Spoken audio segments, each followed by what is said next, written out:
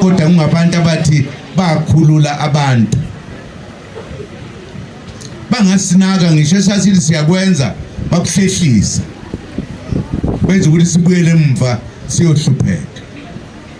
Kulapho ke isizwe esithathele isinqumo sokwakha inqanawe yeqembu umkhonto wesizwe.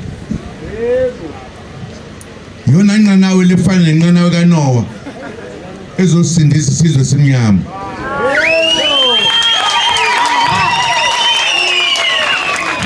Noma bayathanda noma abathandi sebe late ngokwesilingo, sebeshwe isikhathi ngokwesilingo.